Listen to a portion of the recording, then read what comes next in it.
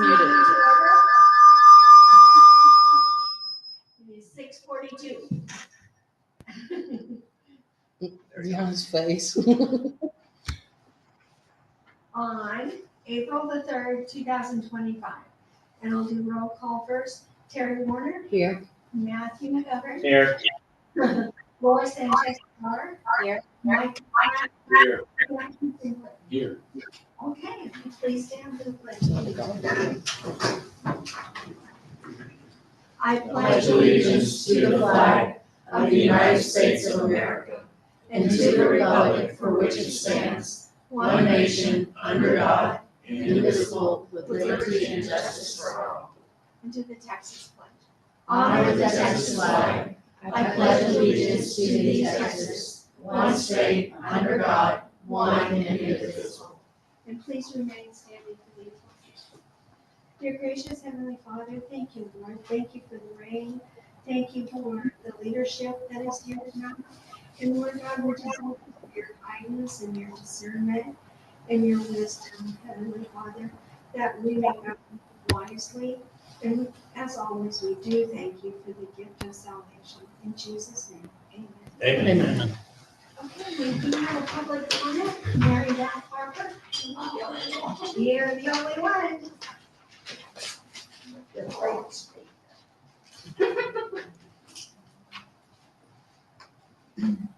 Okay, the candidates forum this past Monday was very well attended. There were 27 folks in the audience and 400 listened to the video. That's third important deal. And thank you to Sam and Matthew and Laura for participating and answering the questions. And Mayor, we missed you. Okay, the diabetes class, next week is the last class, and it's been very informative. I don't have diabetes, but I've been going anyway. It's very, very informative. The Matter of Dallas class starts the following Wednesday, April 16th. It's from 9 to 11 and 413 Main Street. And call the library to register. Most of these classes are sponsored by the area agency on aging. And the AARP tax aid has completed 225 tax returns. This is a record for them. They've been able to have a larger room, and so that's why they've been able to process the returns. So they still have 2 weeks left, April 8th, April 15th. There's only 1 or 2 appointments left. Yeah, April 15th, right now, all the appointments are taken. That's the last possible date, as y'all know. But there's sometimes people don't show up, and if you are really desperate, you can sign up and just, they will take walk-ins if there's somebody that doesn't show up. Anyway, call the library to schedule an appointment. Okay, Kite Day is this coming Saturday, April 5th, 1 to 3 in Bates Park. The rain date is the following Saturday, April 12th. And there's free kites, soft rockets, bubbles, and a lot more stuff. And thanks to the mayor for the free parking and the mowing and the permit. And this is funded by the St. David's Foundation. The Creative Kids has been meeting on Saturdays from 10 to 12 noon in 413 Main Street. So far, the sessions have included art and music. There's another music session next Saturday. And the whole project continues until May 24th. And this is sponsored by a grant from Save the Children. And the food pantry is well stocked. It's right outside. Anybody can help themselves to it. Caldwell County Food Bank and also private citizens have donated items to it. Yeah, next week, April 6th through 12th, is National Library Week. Come see us. Thank you. Thank you.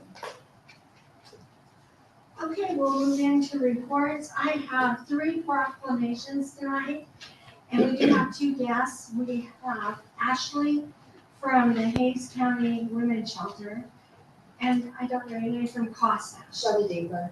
Shelley from CASA. Okay. So welcome. And I'll go ahead and read the first one.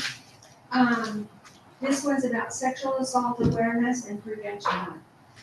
Whereas 6.3 million Texans have experienced some form of sexual assault in their lifetime, and whereas 2 in 5 women and 1 in 5 men in Texas have been sexually assaulted in their lifetime, affecting all races, ages, genders, and economic situations.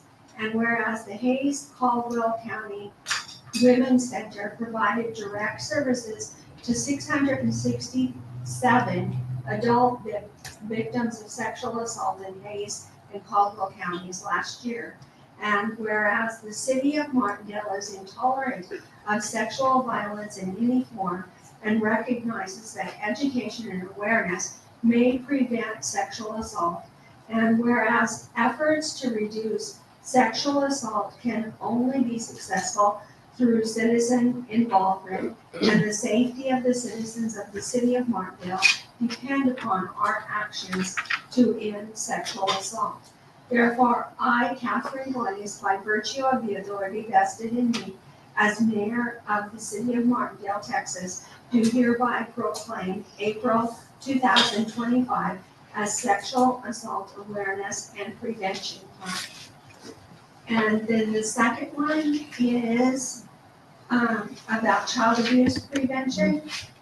And I'll go ahead and read that. Whereas more than 34,994 cases of child abuse and neglect were confirmed in Texas in 2024, resulting in 9,754 children in foster care in Texas, and the death of 99 children in Texas in 2024.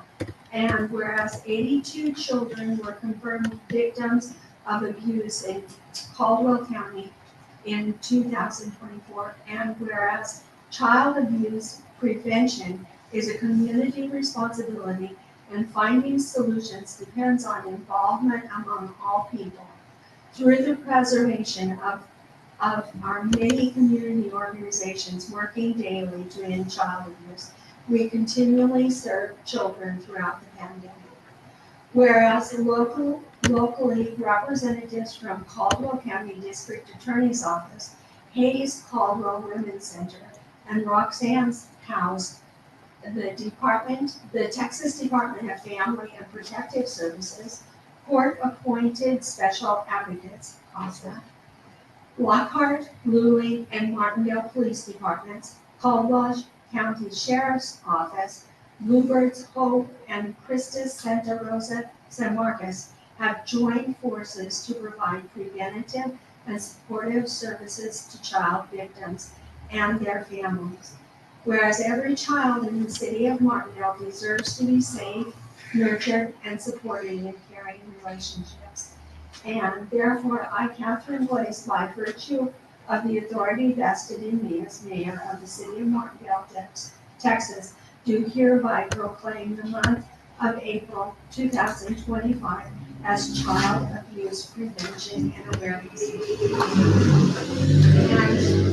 And if we could get a picture, I guess, of city council.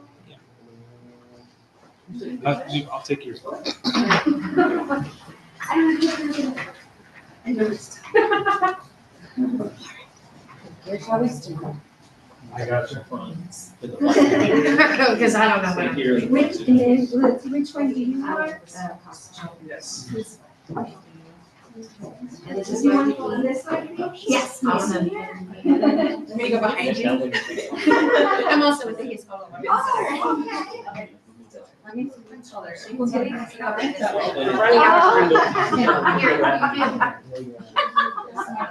That's my shoes that make me taller. I'm really not this tall.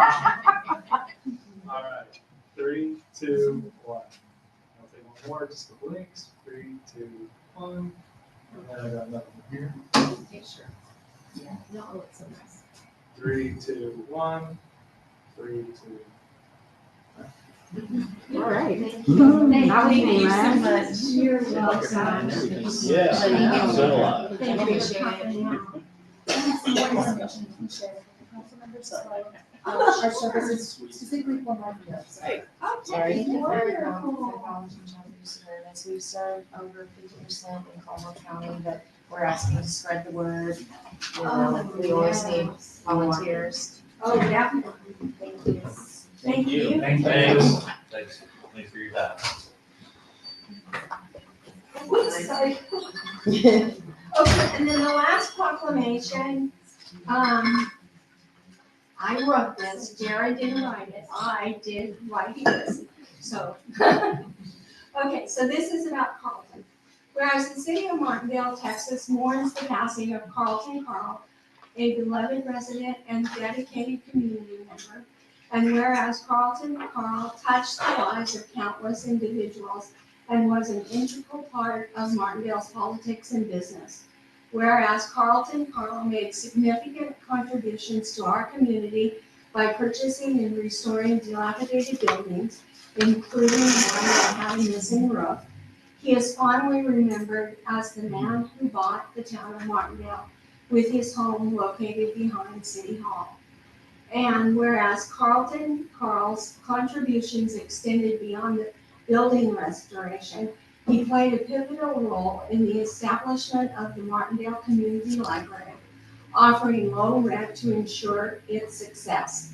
In addition to preserving buildings, Carlton gathered and shared the town's history and was one of the founding members of the Martindale Historic Preservation Commission.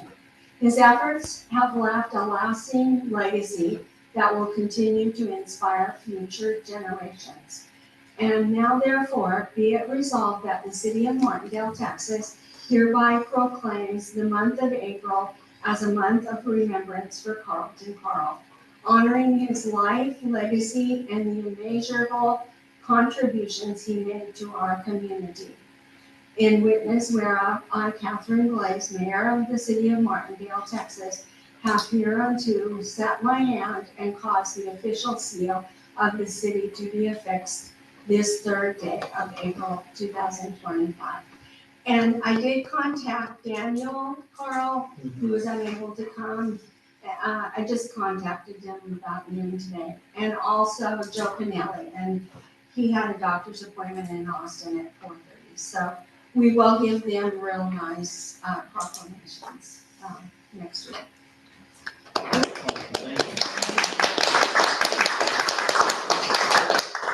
Thank you for coming. Okay. I just want to add, did anybody go to US last night? And what, was it attended or what? Oh, was yeah, it? there's quite a few people there, yeah. Oh, good. I don't know if they, I left before they ran out of steak, so. I ordered right away. I'm smart now. I've been there twice where I missed out on steak, so I eat early now. Yeah. Okay, I have one more thing to talk about, and that's the citywide cleanup. Got Gary Job Corps volunteers. Deanna and I made this flyer yesterday, so if y'all want to take some, if you know where you could maybe put a flyer to help encourage the people of Martindale to know that there is a cleanup coming on, not this coming Saturday, but Saturdays in the future. So, I And had a question when you're done. sure. It says no mattresses allowed, but we are accepting mattresses. Yeah, when people bring them, it's better to go ahead and take them than to have to clean them up out of the car. Okay. And that's, Or the river, yeah, the same day as the chili cook-off, I think. yes. Okay. Chili cook-off is this week. No, yeah, it's this coming Saturday. Oh, chili cook-off. Yeah, Yeah, chili cook-off is in the morning and then the kite day is in the afternoon. Same day. Yeah, so this Saturday you're real busy.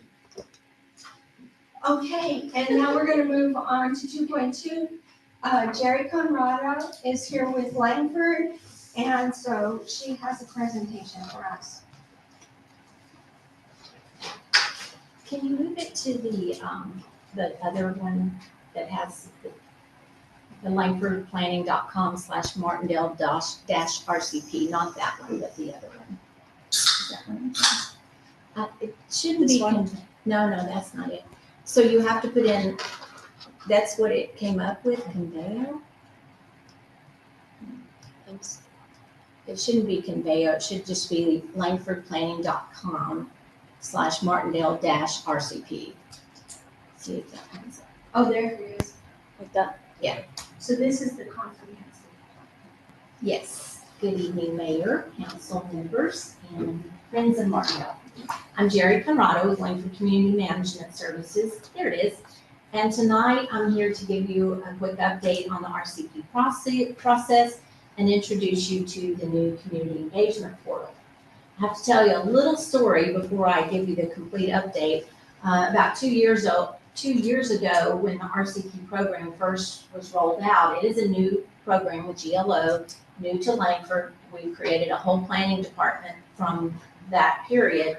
But we hired he was called a stack developer, and he was someone who was going to come in and make this platform for us to communicate with our communities, keep them updated with the process.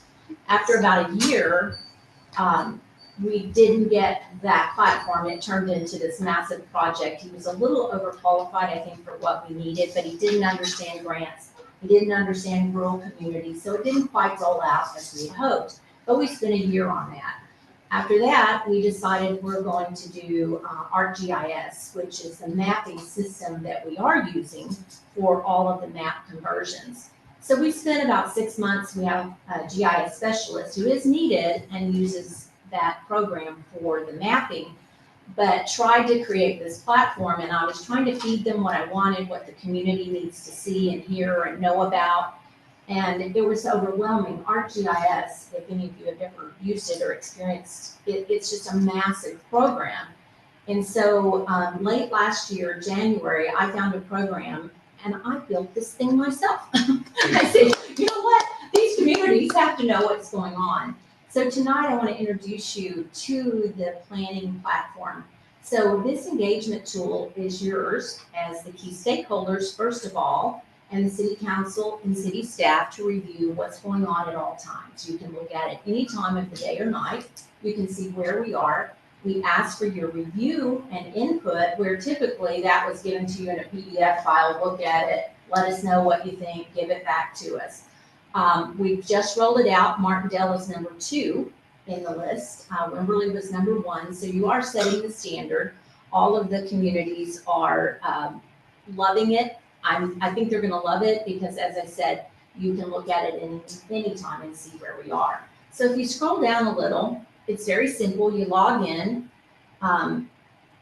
This, as I said, is for the key stakeholders and the planning committee first. We will roll it out. But go a little slower because I want to go back up. I want to show you that what's on this portal is the timeline. The preliminary draft is the first review item that I'm going to show you how to review. You can put a marker on the map, marker on the PDF file and make a comment. We see it. It is moderated. So as we roll it out to the public, it will be a little bit different. They won't get the same opportunity, but different opportunities. And we'll moderate that. We won't let anybody put, bad words or anything like that before it's posted, but I monitor that, and you eventually can do that as you take over the portal. There's an interactive map review. So as we build the maps, and we've already built them all, but there was no way to really have you communicate and look at them. Now you can put a marker as we expand the land use. It's really exciting. We can build a little survey within that so that you can give us your feedback, and ultimately the community can. As we go through the zoning and ordinance review, we have contracted with Doucette, and they're already in progress to look at your key zoning ordinances, lack of, not matching up to resiliency efforts that need to take place in the zoning and community. So it's very exciting. They are considering everything that we've already assessed. They're not going out and doing an independent zoning review, but that's going on. And if you scroll down a little further, you will see a summary, or as we review that progress, you can see it. I'll show you where it is in a moment because I want to tell you a few more things. The community survey results. You all had 78 community members give us input, and about 17 people said we'd like to be involved in a different way. So I have some ideas on that to do some ad hoc review before we roll out a preliminary draft plan. But some of the comments I've summarized, and you can get to that report if you scroll down, and then we'll come back up. By clicking, keep going, and we'll come back. Oh, there we go. So the zoning ordinance review is right there. It's scope of work right now because we haven't actually put the report in yet. don't click on it yet, I'm going to come back to it. If you go down to the community input, the survey is there, and I've summarized all the comments. The comments come in an Excel spreadsheet, so there was a lot of different things, that we summarized, but overall, you've heard it before, and we documented it here for you to look at. Road repair and maintenance, infrastructure, public space and river access, growth management, business development, communication improvements. You had a lot of comments. Ordinance enforcement, community inclusion. So those What were, about add zero discharge treatment plants? yeah, that was on here, It's on there? Yeah. but I didn't put it in the summary. It's in the. That's, for me, that's number one, but that's my opinion. No, your opinion is good, and I'm sure it's in there, and it's documented, all those comments. But you can look at that survey summary. You don't have to wait for me to show it to you as soon as we do different community surveys. So roll back up, just look the other way. So this in the middle, now go up, because I need to tell you something else. Go up a little more. Sorry, I was looking for. So it's very easy for you to review. This document in the middle is your first set of resiliency goals and objectives. These were already approved, meaning they were looked at and checked by GLO. It's not the final, it's a draft. It was the number one milestone that we had to reach to get you on going to the next step. All the base studies are being done, transportation, all the way through stormwater, water, housing, population. But to put those all out for review at once is a little overwhelming and quite a large document. So we broke it up into different segments. Did your mouse go there? There it goes. Let's move it. There it is. Oh, thank you, yay. There you go.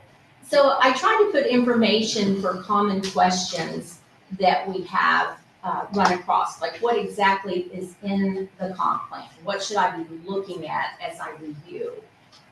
As you know, it's the population, housing, transportation, land use, zoning ordinance review, and infrastructure study. We still have an option for special studies, which I'm going to finish up with that. Why resiliency matters. Sometimes communities don't really get the full impact of why this grant was given to you. The $300,000 was to implement a new or update your existing comp plan and put resiliency in every area. So the first thing we need to do is have you all look at those resiliency goals and objectives. And I have put them in here in this segment, and it's very easy to review. Things to consider as you review. I'm telling you this in person tonight, but also virtually, we can set up a time to go through it. But if you just scroll through, it's very straightforward. And as new things come up, I'll point you to the new, now this is inserted in the plan, it's time to review it and give you the cue to do that at your own pace and electronically. So you don't have to print out a lot of things. You can click online and put your posts there. But as you review things, look at the objectives that we request you review, and you'll see that it is put in place to do that. So this is the Conveo insert, and this is where you can make comments directly on the plan. And if you want to look at a couple ways to look at it, you can just go through the plan and browse through it page by page. There's little pullouts about why resiliency matters, how to take action on different things. This is the resiliency piece of the plan. This will ultimately be part of the preliminary plan that you'll review the whole plan in place. And we're about 50% there, but we had to back up a little bit waiting on GLO to approve everything. But so you can just browse through like this. There's another feedback, how to give feedback on this process. And I'll let you look at that on your own. Now, a couple ways to look at this report. You can pull out the summary And say you wanna look at windstorms, because we've had some serious windy days, haven't we? Of course, there's flood, there's drought, there's windstorms, tornadoes, severe winter weather. You can jump straight to that page and you can review that. If you're not really wanting to look at everything detail by detail or jump around, you can do that. There's also an AI search. So if you say, I don't have a keyboard, but you put in windstorm, it'll take you and list every segment of the plan that has windstorm or wastewater or whatever you're interested in reviewing.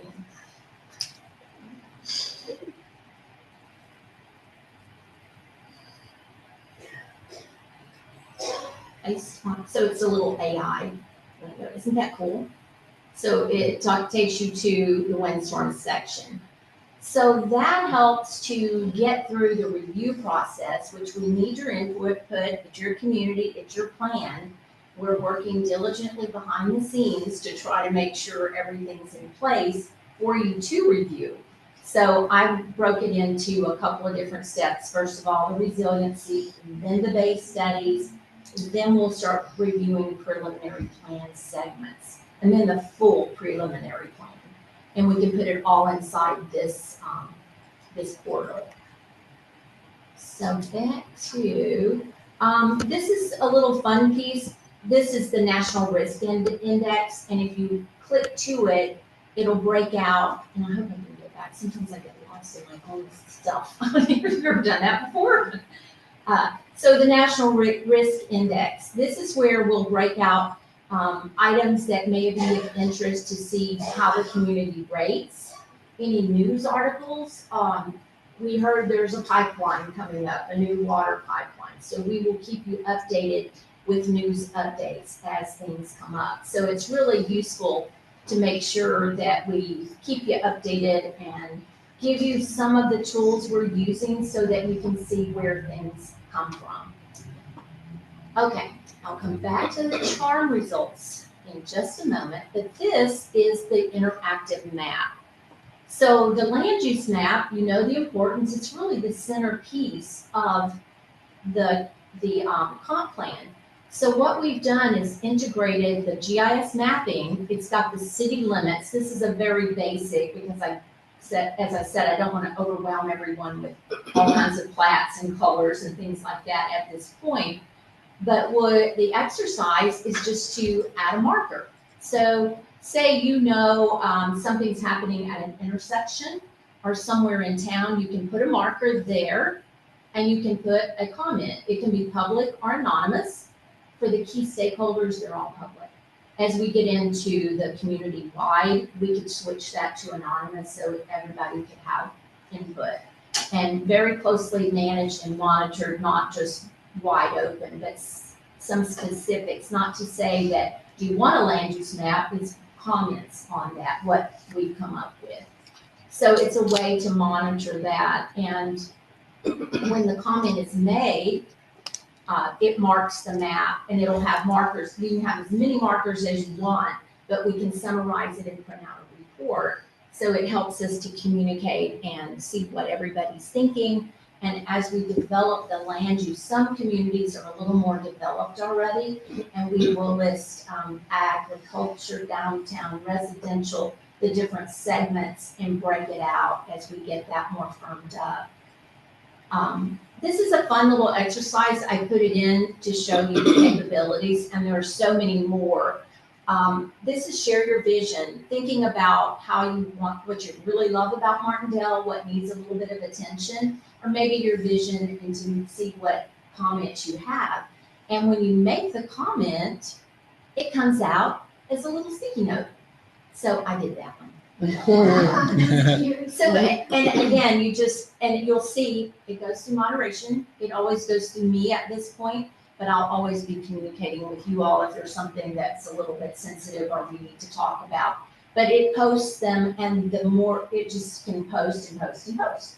So it's a really fun way to see what others are talking about and give ideas for the community. Another tool similar to that is talk of the town. I used water conservation as just an example because everyone's always talking about water conservation in these rural Texas towns we live in. But you can post a story and you can make it into a little contest. This is a little more fun when you get community-wide to post a picture, maybe wildflower, something like that, to add a text, a photo, or video. I think it does have a limit on the video. You can't put a big old long video, but it will show up as a on the platform so that we can see what people are saying. You can have photo contests. I mean, there's all kinds of fun and engaging activities. I can't wait to see Councilmember McLeod's video on water reuse. There you go. Yeah, you be the first, please. Go to one of those treatment plants and take it right off the spigot. Take it right Attention, for sure. away. Like that, dude. Yeah. It does give you some extra organic social media stuff as we move through. Right now, it's for us only, but as we roll it out, it can.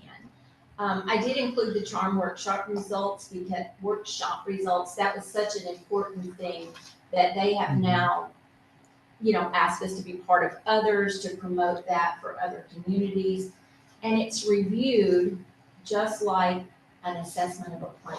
They did some really good work for you all. I put the results here so you can see the report and the recommendations, and it does fit so perfectly with what we're doing in the community, and it will be an integral part of the plan. I'm not going to go through everything, but I wanted to show you at the end, the report that they gave is included. So as a community member, eventually, you can look at anything the community's doing, always approved through you all, but the final page is, that's pretty big.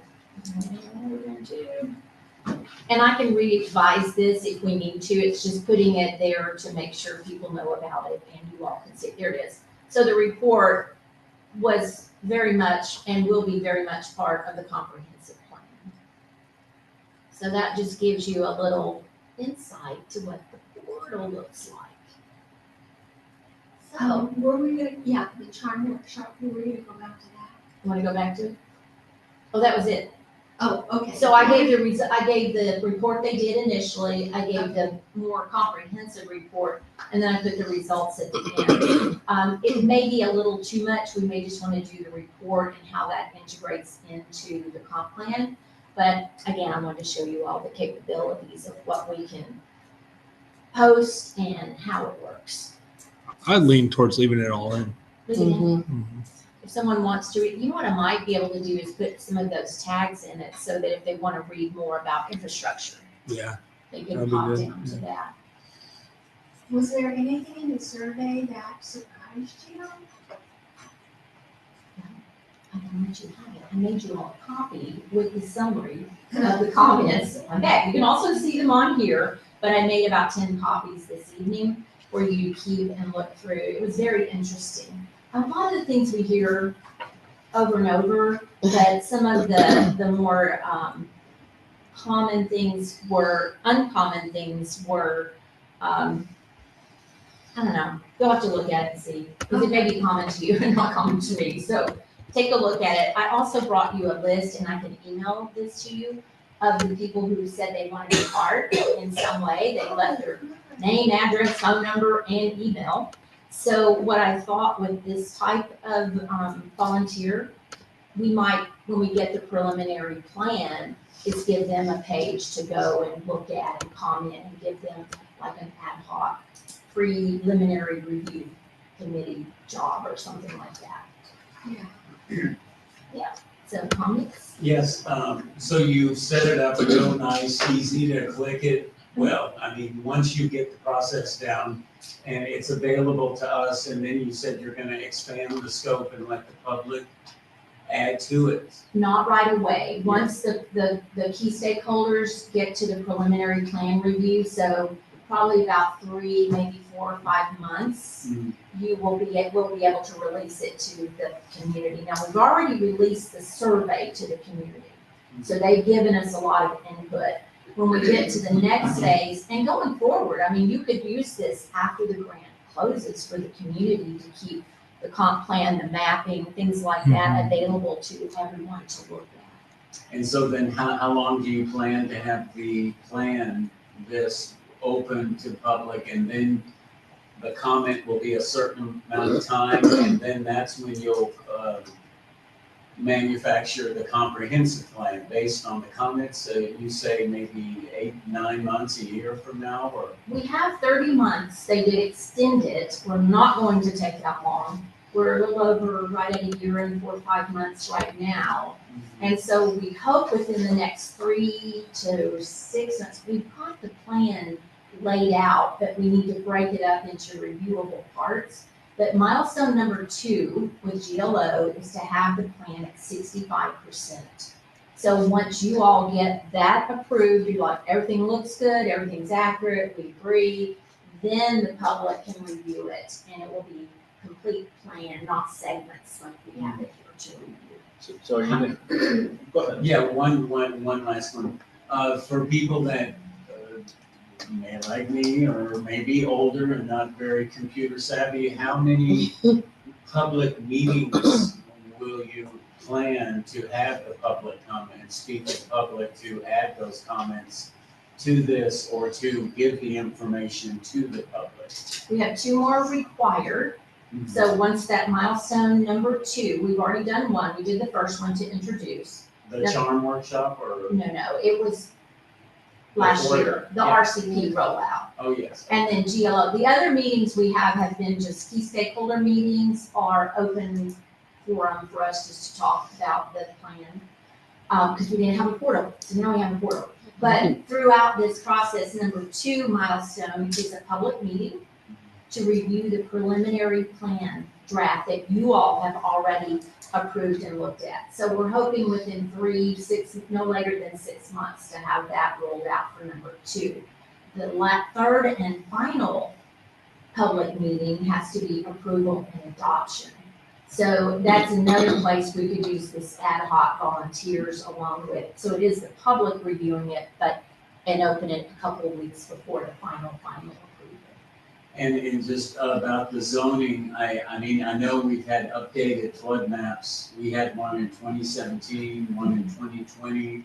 So, I mean, some areas of town that were zoned R2 are now all in the floodway, and I know that'll have an effect on growth and the results you may get from the survey, because the flooding is changing all the time. So we'll just reflect on that as it changes. And DUSET, they're fabulous. We weren't sure how to work with someone on zoning to separate that out at first. And we've gotten 2 reports already, and the communities are in line with those. She's fabulous at looking at what's there now, what could be, what needs to be. She reviews all sources, so she's very, very extensive review. So we're very lucky to have her. And as I get those reports, I'll be posting them and letting you know it's ready to look at, and you can review them along the way too. We didn't want to wait to the very last day before preliminary. Oh, now we've got a zoning ordinance to review. So will be a work in progress as well. Thank you. Is that just the words, or is it also including the map? For the zoning review, Yeah, first is a review of the current, so it's more of a report. Okay. But we're at the same time doing the base study maps. City Council about 2 years ago engaged several long Saturday, almost all day meetings to begin redoing the zoning ordinance. And then we put a pause on that once this became available. And our hope was at the time, the council at the time, their hope was to use that material that came out of those workshops and have it be included as part of this. I'm not sure how extensive the rewrite is going to be, but I know there's a lot of good work that the councils have previously put into it. Love to send that Yes, to be part of the DUSET review absolutely. prior to them going forward. That would be great. I wasn't aware of that, so that would be really good. And Okay. again, this is the perfect time to integrate that into her review. Yeah, I'll follow up with the email too. For login, are we all getting, you're saying there's only key stakeholders can get in here, and you're gonna send us individual logins then? for this? Yes, and you can log in and we will have you, review, you'll have your own little Alright. password. I may do a general for just the key stakeholders, but you'll get that to log in. Okay, thank you. And we have a lot of reporting capabilities, things behind the scenes that we can pull this information out and review it, so it's not going to be lost once it's in the portal. Can you give an example of the work you are doing with Wimberley and how their growth or any reflection upon what you've done there? Because they have a higher Airbnb rate, a tourism rate, and it's, you know, some people say, well, we don't want Martindale to turn like green, but also at the same time, we have roads that are in dire need of repair, sidewalks that are cracked. And so I would like to just your quick reflection upon Wimberley and how their growth and your resiliency, what can you do to give us guidance or give us a comparison? Sure. Every community is different. Wimberley was pretty far along they had an existing comp plan that was either about to expire or pretty recent though. And they decided as a community they don't want any more people. They don't want anyone to move there. Good I mean, luck. well, that's what they want, but we'll see how that goes. That place So- exploded. I know it has. So, everybody wants to maintain small town character, but grow, guide, so we say it's growth guidance. But what they wanted to focus on is one water resolution. I don't know if you know about their school.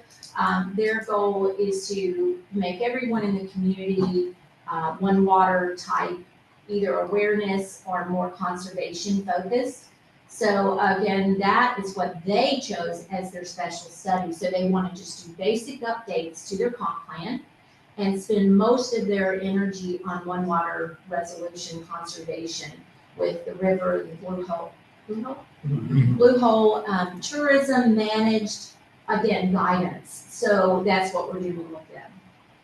What do you think then, a reflection of what you've just told us, what's our goals here from what you've ascertained so far?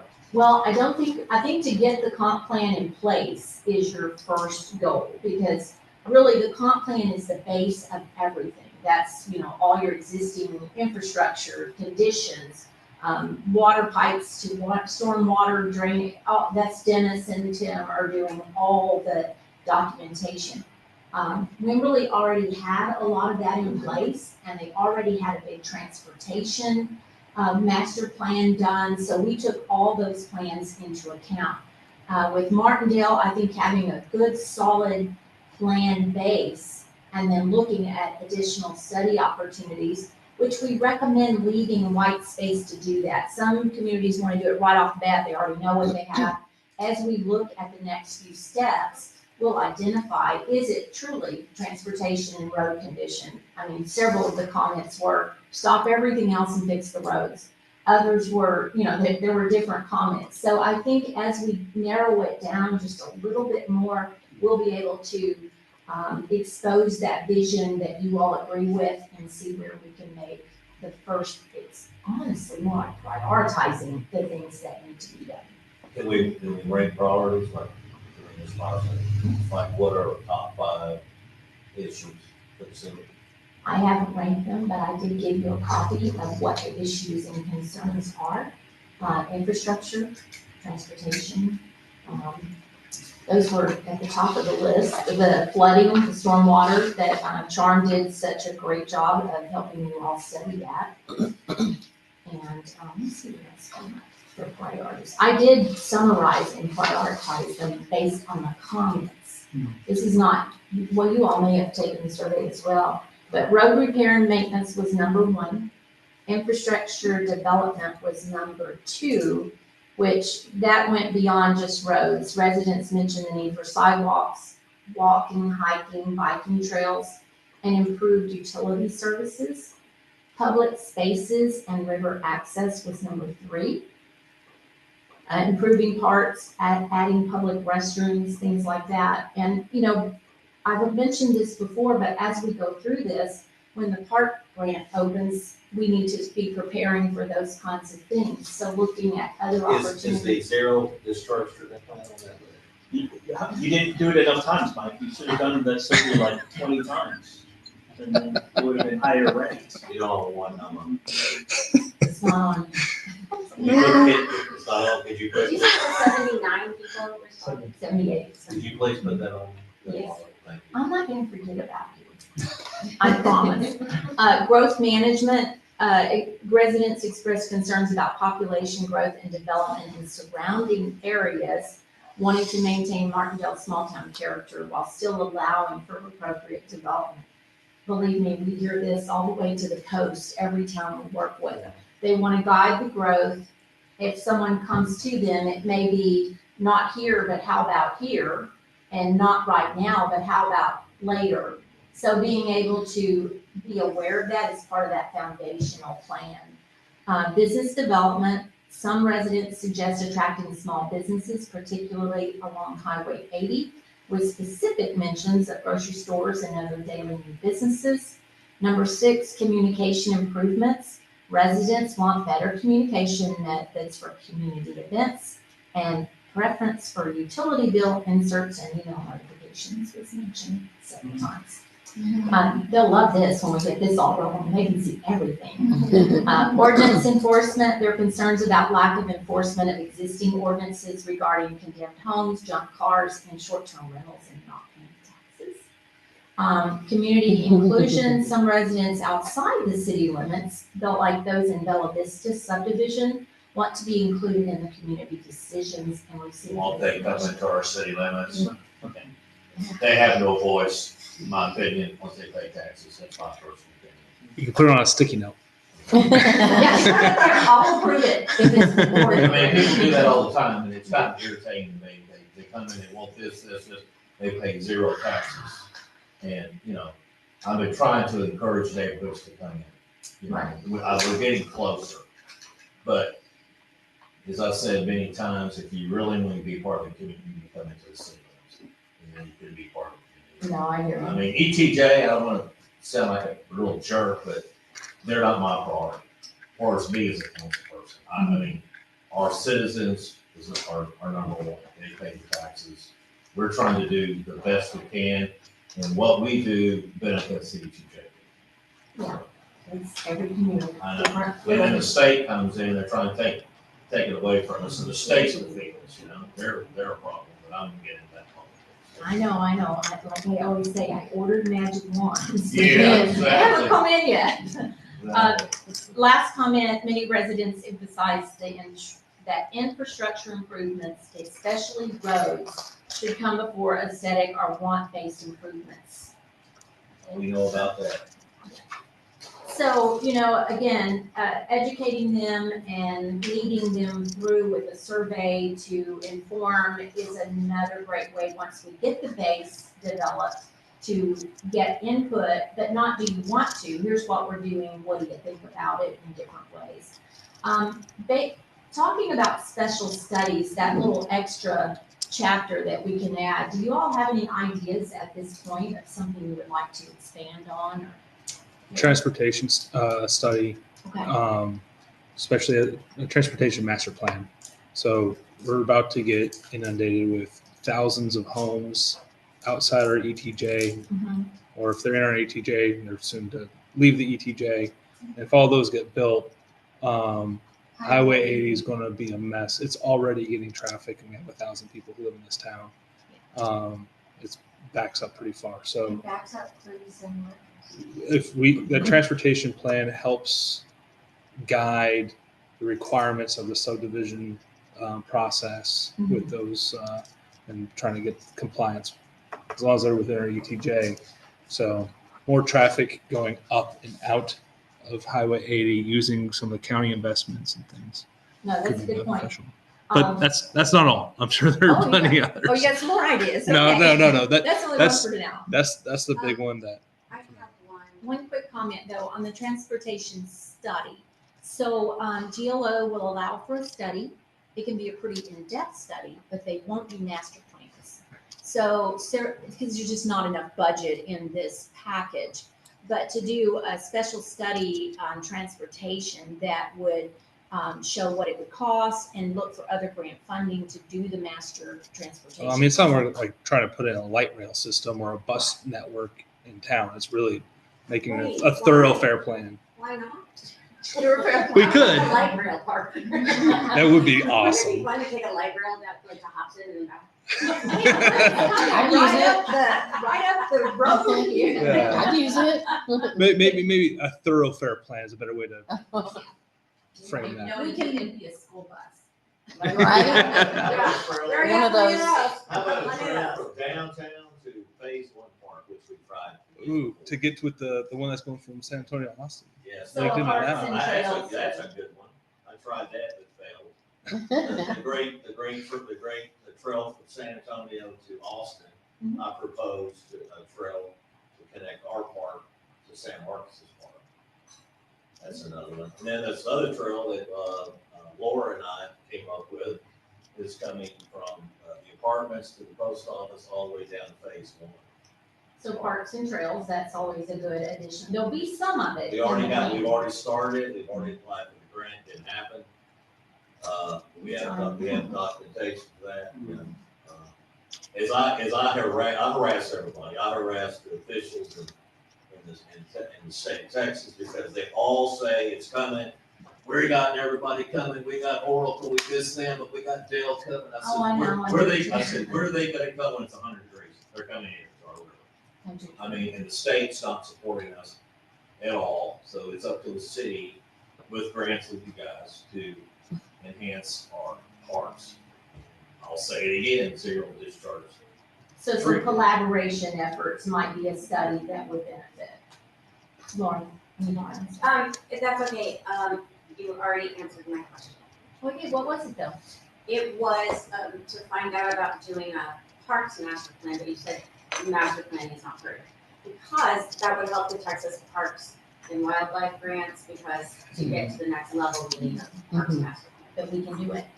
So what we Well, there did, you go. we did it for Schulenburg. So in that parks segment, a lot of these things are already in the plan, but how we use it is that becomes your master park plan, so you can use it for the application, and it is legitimate.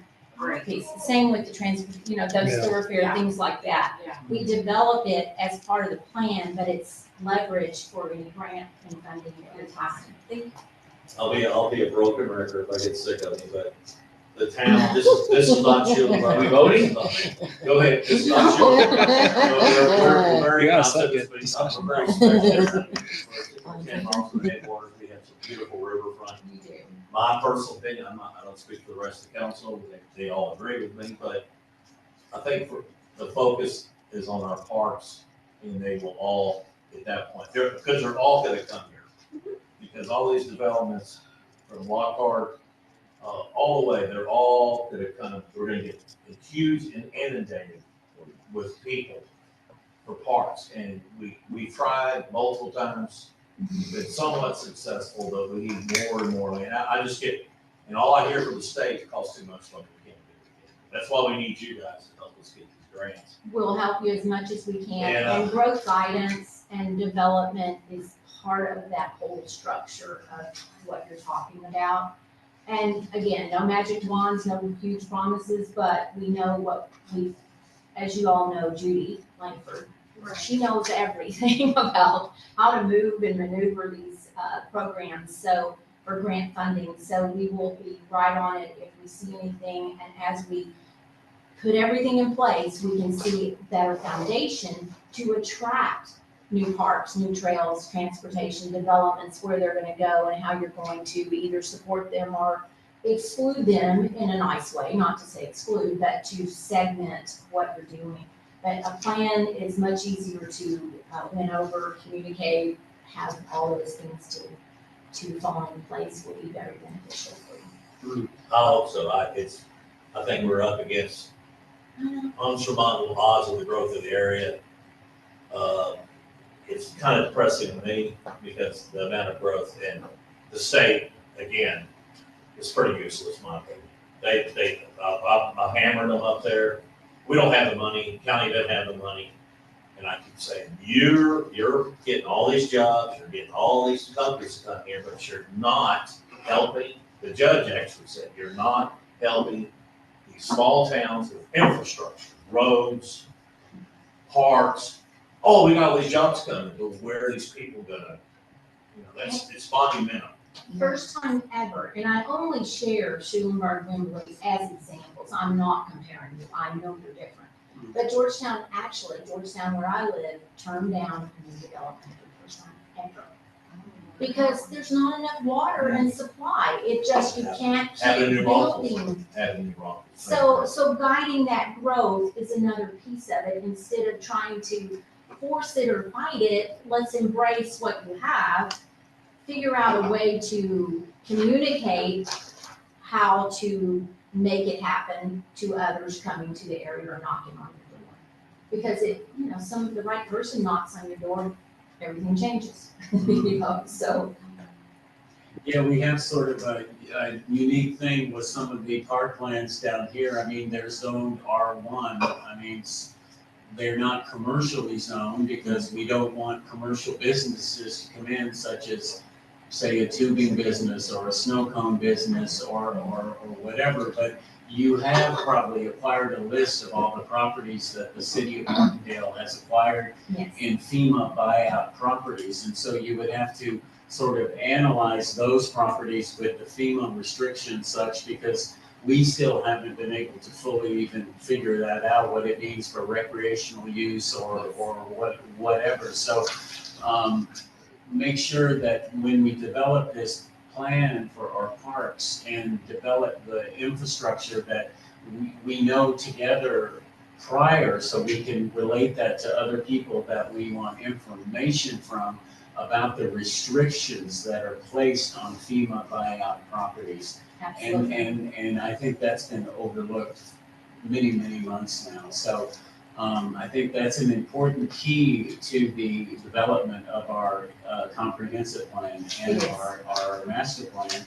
And that the limits of the town, based on the historic district, say, based on the amount of the way the floodway has changed, the people in the developments that were in our ETJ that have pulled out because the city can't provide adequate utilities to supply those developments. So we don't have the money either. So it's almost like we have to figure out how to make money before we think how we're gonna even do all these great things. I mean, it's nice to think about doing all these great things, but with a budget that's less than $1 million, I mean, it's impossible. It's not impossible, but it's challenging. It's you gotta be creative. Tim and Dennis are looking at this. We have heard that before with your buyout programs, flood, relocation, things like that.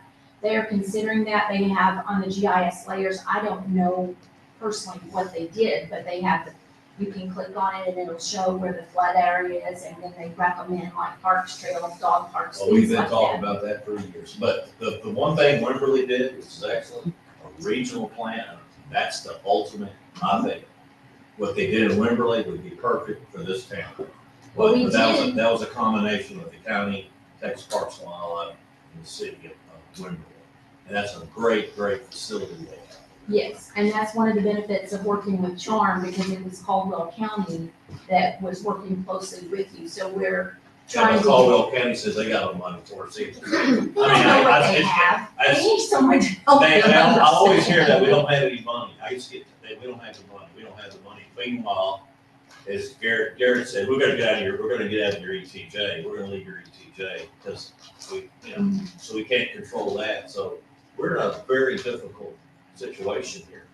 Kind of unique here, more than, I would say even more than Wimberley, because we have the river and people come here. I've been criticized for charging for parking. People think we ought to have free parking.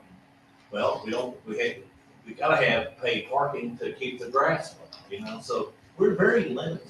Well, you're different. You've got other situation to consider, and we're trying to help you as much as we I can. know We'll be that. involved in every decision, I and as you appreciate start that. to see these mapping that capabilities that Helen and Tim and Dennis have put together, you'll see that they're trying to look at all of the different pieces. There's so many, even for a very small town, there's so many pieces. But the magic starts to happen when you have a platform that we can look at, we can make good decisions, we can, When you have the money, and we can get money. that's the whole thing. That's what we need, is get more money. That'll be our big, Thank you. we want to get money. Thanks for taking our question, sorry. Yeah, no, that's why I came to talk to you about this one. This is just a suggestion, is that maybe sometime you could go to the Martindale Water Supply for their monthly board meetings and give a presentation to them, because it's not like we're linked at the hip directly with them, but as we start to grow, we need to start to communicate more and working hand in hand about things. And I think you would learn a lot from them, or they would gather a lot from you, knowing this is what you're doing. So if you could reach out to Martindale Water Supply. We have, and Okay. Dennis has met with them, and I don't know if he has a presentation or anything, so I'll suggest that we follow up or find out more. I'm not sure what he did. He Okay, may have just been collecting studies, but he did go and introduce himself and get information from them. That's one of the first things on the list. Thank you. Thank you so much. Anything else? thanks for your patience. Thanks, Sherry. I love Martindale, and I Thanks for coming want down. this to really come together to be I a hope I didn't great. put you too much in the hot seat, sorry. And you're welcome to stay, but if you leave, we understand. I'm gonna take off. I have a 2-hour drive back home. Did you say so- that you brought copies of this? I did. Yes. Can we, Yes, you can have them. And you got a long drive. Where you from? Liberty Hill, Georgetown, so all of that. oh, It's not too bad this time. Take 1:30. Yeah. 1:30. I'll. Liberty Hill's really pretty, but they say that's growing a Pass lot along too. this way, and it's got all of the results, and on the back side is the summary. Okay, is that enough? Okay. I can share with you all my feelings. Thanks again. Yeah, we really appreciate it. Yeah. Sorry for going on our soundboard here, but No, It's I very appreciate frustrating, it, it's very good frustrating. feedback, I understand your frustration, I mean, I would just wanna come hang out with y'all and stay here and help you and do it all the time, but everybody needs me. you've actually That's a done good quite thing. bit, yeah, but it's just a slow process. Right, I know. And Jared, if you'll send me those transportation studies, I'll get them right into the guides. Yeah, the prior zoning work. I will. Okay. Thanks. Bye. Have a Good day. Bye. Okay, Jared. Go for it, Jared. Parks maintenance update. So the contractor who is performing services for our parks maintenance, which primarily includes landscaping and trash and cleaning, they sold to another outfit. I think maybe one of the partners bought the other partner out or something like that. So the name has changed. Just blanked on the name. But And Aaron's the one. Aaron, yeah. And what you don't know, because it just happened today, is I made an appointment for, I think, 3:00 on Monday. He's gonna come in. Okay. I know when they were in the office before, they had asked about modifying the contract. And I just want to quickly review it as we're getting into the busier season of, what the maintenance schedule is. So for litter and trash pickup, during the low maintenance period, which we're just coming out of, the low maintenance period goes from September 15th through March 10th. That is scheduled to happen once per week on Tuesdays. Now that we're past March 10th, we enter a standard maintenance period from March 11th through May 31st, and that should take place every Tuesday, Saturday, and Sunday. And then as we get past May 31st, so from June 1st to September 14th, it's each Tuesday, Thursday, Saturday, and Sunday, so 3 days a week. What's 4 the days. days? 4 days a week. For the 4 days a week? Yeah, 4 days a week begins June 1st. Prior to June 1st, between March 11th and June 1st, it's each Tuesday, Saturday, Sunday. So it goes from 1 day a week in the low period, 3 days a week in a standard maintenance period. As we get into the summer, it's a 4 day a week maintenance schedule. I know previously they had asked us about moving from Tuesday to Friday. I counseled the mayor and Javi, if in case that came up again, that's a change to the contract, and we're not going to approve that orally. We want to request that they submit that request in writing. It seems Per like the it terms gets of the messy on the contract. weekend, and then Friday would be clean, but then on Saturday it'd be dirty. Yeah, so that's one of the reasons why Tuesday was identified because it's right before we do the trash pickup and get serviced. So there's a reason for these days. They're not just willy-nilly, and I don't want to change them willy-nilly. So you're saying Tuesday for the mowing now? So that was litter and trash. So during, Okay, back to litter and trash. Yeah. I noticed at phase one, they're putting a trash can there by the river. There's always been one there. yeah, there's been trash cans down there for a while. Is that a good, is Yeah, that? I think we need it. Not a tonight's subject matter, but I might. Well, I guess we're doing parks maintenance. One of the things that I've witnessed, and I know other members of council, is those trash cans fill up quickly. It's one of the reasons why we have this 4-day-a-week service during the high period. We've been reluctant to put a commercial can down there for encouraging more dumping. But it's something we could look at doing if trash cans aren't fitting the bill, is putting in a commercial dumpster unit down there. What about if we do a commercial dumpster and then you somehow rig it that if you're putting household trash in, the whole can becomes electric. Shoots ink all over you. Yes. Yeah. Oh, ink is even better. Shocking is risky because it is by the water. So But- I don't. We'll probably bring that up as we get into summer and we see how this. I know we had a lot of busy use of the park before the rain started happening, and that was during our low maintenance period.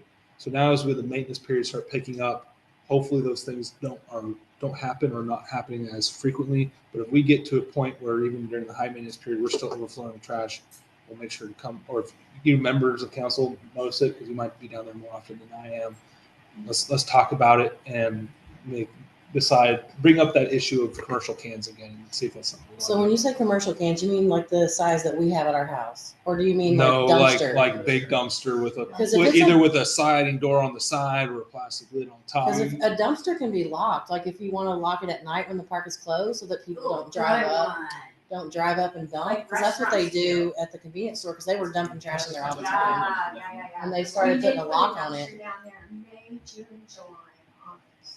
Did No, we? Did we lock it?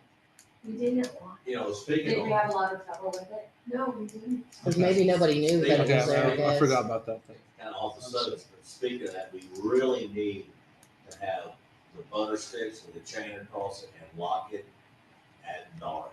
That needs to happen. I know our police patrol at night after dark. They're patrolling at dark most evenings, especially on the weekend, and they're shooting people out of there fairly frequently. I mean, I'm just saying that particular part, the rest of them are okay. That's where the signs got jacked up, you know? Yeah. So that's where the mischief is probably gonna be, is phase one, so. I mean, you're not talking much cost, we're talking a butter stick. The mischief that happened, those people were determined.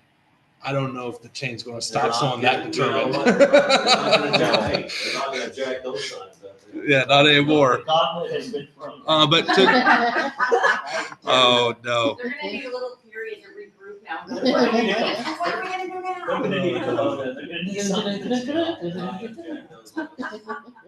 Well, one thing I will say about the dumpster at phase one, from the mid part of the summer to the end of the summer, there was a lot of personal garbage dumped in there. There was a lot of brush put in there. There was a lot of metal put in there. I had saw it several times where that dumpster was full of stuff. And not only of black bags, because I know from experience, I can look in there immediately and see if there's big black bags, then that's the garbage. But I sent the mayor last week several photographs, which you saw of the garbage in phase one that was spread out all over the place. The dumpsters, I mean, the porta potties were very dirty. And I called the Texas disposal system. Now supposedly they're on a contract to clean on Monday. But one other thing I will say, is that at Allen Bates Park, I took several photographs of a bunch of branches that somebody put in front of the picnic bench by the basketball court. I took those photographs on Sunday. I just went by there today, and those branches are still sitting in front of that bench. So if they came on Tuesday, they didn't move those branches from in front of that bench. Okay. They tend to not want to weed weeds out of the mulch in the playground and the swings. There's branches that are down on the ground. There was some tree branches where the tree fell on the fence line between Lola Walker's old house, and I went up there personally with a chainsaw and cut all that up and stacked it there. I stacked it there, and that was maybe 3 weeks ago. Those branches are still sitting there on the ground. I may go remove those tomorrow. I don't know what else the mayor has planned for Kite Day, but I would hope and think that we would prepare for Kite Day, and so I'll just go tomorrow perhaps and remove those branches. Apparently, it's not in their contract. I would like Well, to, what can we do with them on Monday? but, This is a new, company. but Kite Day is on Saturday. I know. Well, there's a bunch of branches on the ground there right now. But they could add Sam, it. I'm just telling you that Four, it's a four. new company, and this is the first time. Look, you need help, All I'm Sam. doing is Need trying, help, Sam, I'll help you. all I'm doing is I'm trying to prepare as best for Saturday to make sure it was good for Kite Day, and currently it doesn't. This is really helpful. And if something happens over the weekend where you see the same sort of issues that might be evidence of the job not being done, please let me know so we can discuss it on Monday with them. And because we are moving from one vendor to the next, I have then we'll photographic want to make evidence sure of we're all of keeping this. them accountable to the contract. So if you're noticing issues like you have already, keep bringing them our way because we want to know. Because so we can address it. really don't have someone that oversees these things. No, we rely on our community like we've always done. You know, the public and obviously ourselves are the ones who provide feedback. That's why we're sitting in this room right now, an hour and a half in. It's because we are the ones that are doing that. So, I mean, you're right. That's been there for at least 2 weeks. As I walked the dog a week ago. You're right. There was that pile. You made that pile. And it's still there. I remember seeing it 2 weeks ago when you first did it, but I haven't been back over there. Okay. But I get you. They're still there. I'll get rid of them. You need help, I'll help you get rid of them. They need to get rid of it. It's not in their contract. It's not their contract. Maybe. Well, but, AJ's did really good, so this new company just might not know the rules. Yeah, They did good on the piles mowing before. and the garbage, but that's it. They did great on that. But as far as weeding, mulching, they didn't do any mulching at all. That was in the contract. Is it in? They I didn't think put it an was. inch of mulch I down. might be wrong, but I thought it was. That might be an annual activity. I'll review the contract. I'll make a note of it to address that with them. We do have like bed maintenance and things. I know I was scrolling through it. I saw. Oh, like Mulching, bed branch removal, Yeah. weeding, watering is very crucial. He to was, this. Jerry, he was asking about the mulch. What Um, kind he was supposed to do. as Okay, in terms of landscaping, because I do want to answer that question. So mowing activities between March 15th and November 15th is no less than twice per month. And then outside of that period, when the winter, it's as requested. So if there's been issues with during that, this lower non-priority period, and it's something that if we're not aware of, probably not asking for it. Kind of depends on how fast weeds and things are growing. So that might be some of what you're seeing, but we'll bring it up with them. Thanks. And the branches. And then the branches, yep. Anything else on park maintenance questions? Well, I mean, there's the like wasp, in the playground structure. I routinely check the playground structures to make sure the bolts are tight on all of those things. And so I think that's something that I just do or enjoy, but that playground was installed in 2007. We also need to look at perhaps bringing in about 13 yards of mulch like I normally do, and I'll orchestrate a volunteer program to remulch the playground and the swing set area. And also the enclosures have these big like bolt things that hammer the different segments down. Those come up and lift up occasionally. But if you go to Allen Bates now, you'll see some of the trees that were planted in our Bluebonnet Texan Parks and Wildlife grant that are dead, and that's because they weren't watered in the summer. And I think Dorothy and Matthew both suggested that we perhaps install a drip irrigation system at Guardiola Park. I thank Sean McDonald for watering, and myself watering Guardiola Park throughout the summer. In the contract, it has nothing about watering any of the vegetation at all, and that is crucial, because if you don't have volunteers that water on a regular basis, then the trees are dying, and they have been dying. I haven't been watering them as much since about June of last year, since things have gotten dicey. But that's a very crucial part of the contract, to ensure that the trees that we're paying for and planting live. And they haven't been. And that's something that's really missed over in our. Well, I think we let the park committee know that, and then when they finally get grants going, let's make that as a, priority, that we include the drip irrigation system, to add that in. Maybe the park advisory people could volunteer to water the plants. I mean, obviously, other than Guardiola, you have to use you can't pull water from the river there, it's landlocked, it's waterlocked, but the other two, you could even pull water from the river. I just use the hose. Well, I was just saying, you could. You pump it out, or just with buckets? Pump it. I don't think you can remove water from the pump it out of the river. You have to have a special permit for that. No. Although we are in drought conditions, so we have to pay attention to what the water purposes and water. I have a comment actually for Dorothy on the river committee, because I was just doing, webinar today. I don't know, it's like becoming an addiction. But today's was about the erosion on the river and flooding. And guess what they told me? They said that in the studies on the East Coast where they had all the bad floods last year, Like trees. you know what, they decided they did a study of the whole state of whichever state it was. And there was a wide variation in how parks held up after floods. The biggest difference that was made was by the parks, was by the river access or the whatever, at the water access that had the full riparian zone in place. They are the ones that were barely damaged.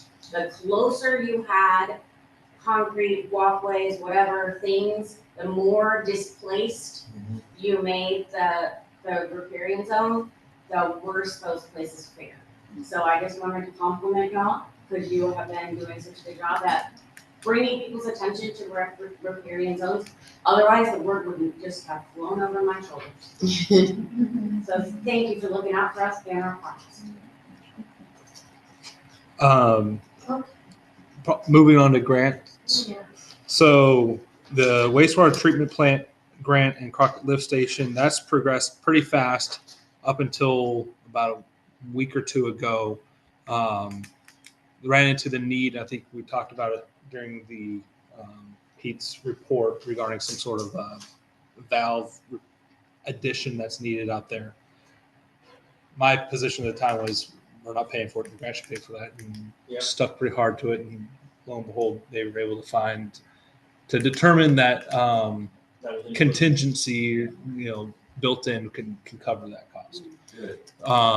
So the grant's going to cover that requirement. They're planning to do some paving work at the Crockett Lift Station, and I think a little bit on that roadway as well.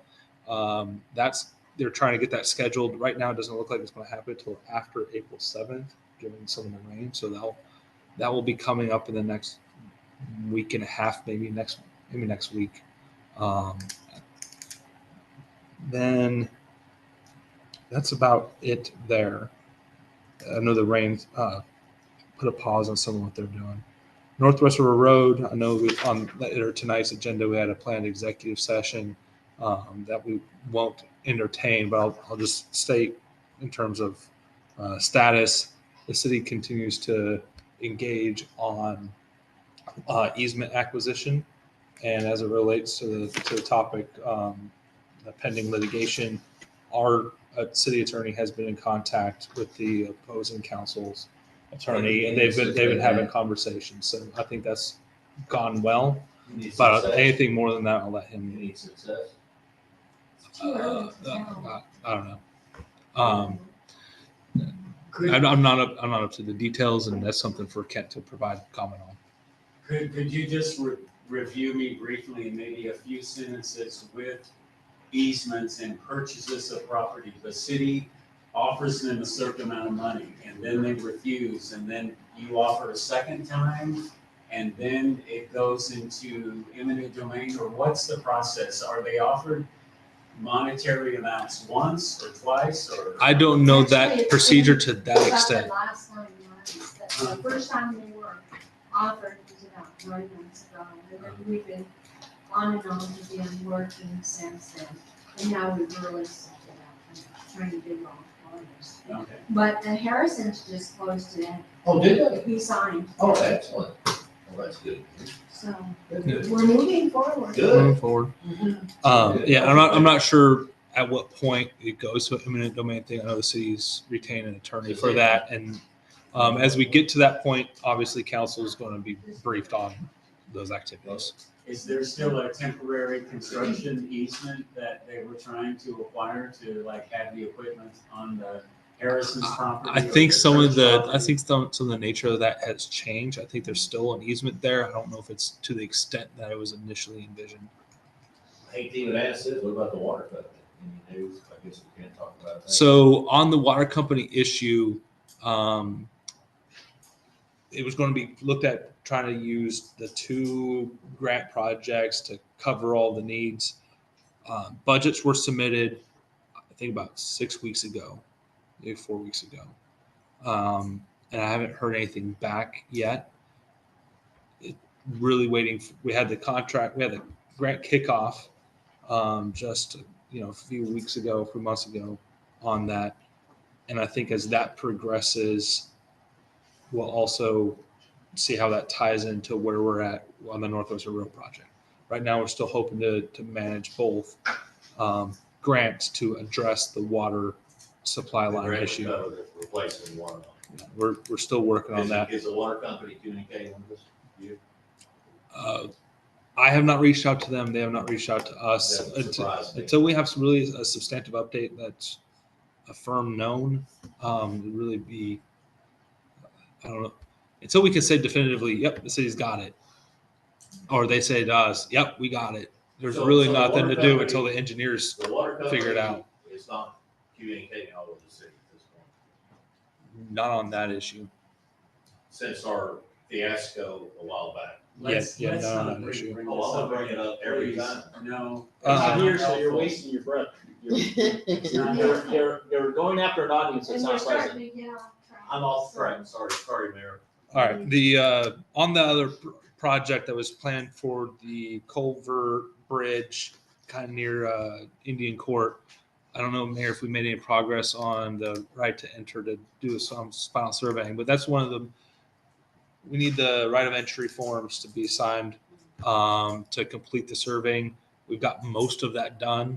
Once that surveying is done, our engineering firm will come back to the city with, concept designs that might be a little more filled out than the last concept design we've seen.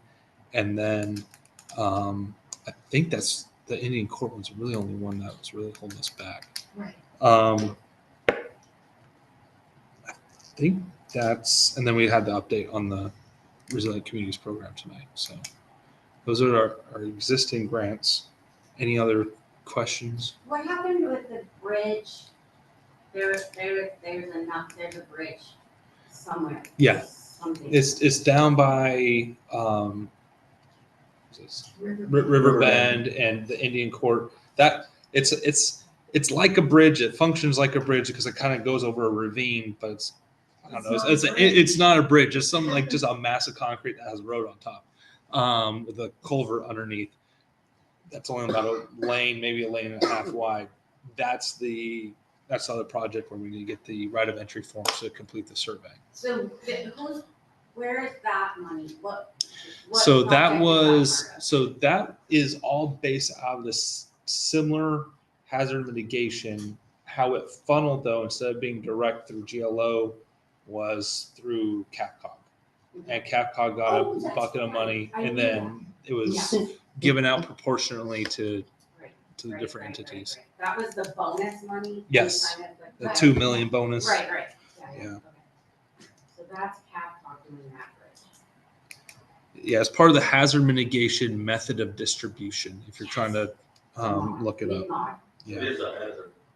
It is a hazard in many ways. I'm surprised they ain't been ahead on that bridge. Okay, Yeah. so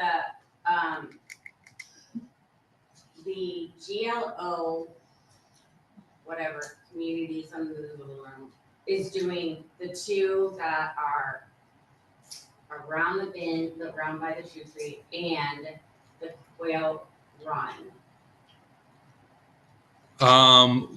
So I think the Quail Run to 1984 Highway 80, that project is being covered by the county By bond. the county. Yeah. And that includes the culverts and the corner that, So the culverts at the corner, those are being done by the landowner who's installing the infrastructure for his recently approved subdivision. okay, gotcha.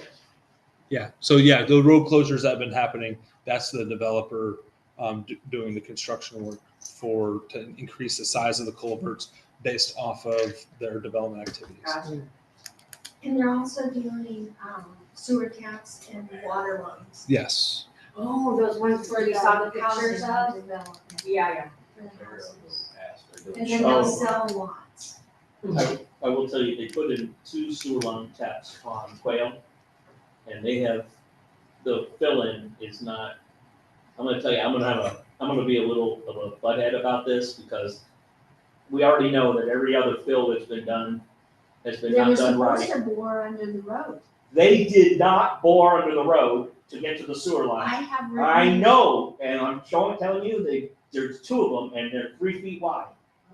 And they went through that road, and when I saw that, my wife and I were cleaning up the trash along the side, I damn near, I'm glad no one was near me, because I F-bombed a few times, because I was really peeved, because I know you were so good about making sure they bored under for the water line, but they just tore right into the sewer, and they did not compact it or do anything. Not that they covered it yet with asphalt or anything, but you and I both know, if you don't prep it properly, and it's got, Gonzalez Street. yeah, Exactly. That's it's land gonna be, but that road is perfect as far as I'm concerned. That's the best road in town. But not anymore. Now it's got 2 nice flipping 5 foot, 6 foot deep into the road.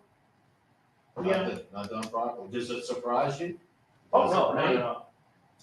They've been a constant, you gotta watch those people like a hawk. I'll reach out to Gary. Maybe he has something on that. I have the photos. They'll have to fix it. Yeah, but you and I both know it never gets fixed right that way. They They have never, a terrible track because record. I gotta take it all out and they have to grade it the proper way, and they don't do that. All they do is they backfill it, compress it, just throw some 2 inches on the top. Let's have a meeting with them. That doesn't work. And then the last item, I'm going to hand it over to Javier to give us an update on the cloud permit software process. That's why you came in. I wonder why you're here tonight. So the cloud permit has been going pretty good. We've been meeting with them every Monday at 9 o'clock in the morning. We're still in the beginning phases of trying to figure out how we're going to set up all the different tabs and all the different drop-down menus and what other permits are going to be included in the building permit. The last meeting I had with them was about separating building permits and commercial permits and what's going to be under those permits. Does that make sense? Well, permit stuff. They showed us a schedule when we're supposed to be done or when kickoff is supposed to happen. It's going to take 8 to 10 weeks from now. And in my opinion, we're moving a little fast. I think it's just the nature of a small city. It's not that hard to be like, this is what we need. This is how it needs to look, more or less. We're working a lot with Bureau Veritas, and I think I mentioned it one of the first times that we talked about this, that Bureau Veritas is gonna handle a lot of those situations with permitting.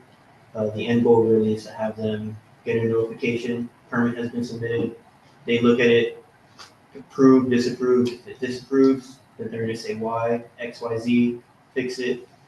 Bureau Veritas approves, they tell them why it's approved, what's approved exactly, and then they also go out and inspect it. Pretty So simple. did we have to increase our contract with them to have them take over more of? With Bureau Veritas? Yeah. No, The only pending contract modification we have with them is dealing with the short-term rental inspections that we just passed. Other than that, there's been no change in rates through this. yeah, they were actually pretty happy that we were moving to an online system. I remember talking to Mo, like one of the first times, like I explained it, he's like, oh, so you're just moving to an online system? Perfect, I'm happy. I think we like it better. Yeah.